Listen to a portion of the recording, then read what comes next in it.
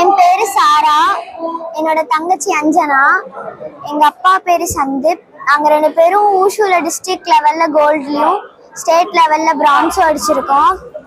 நாங்க 1 இயரா பிராக்டிஸ் பண்ணதுக்கு அப்புறம் தான் இந்த அவார்ட் கிடைச்சிச்சு. எங்க அப்பா போட்டோகிராஃபர். Thanks to TVP.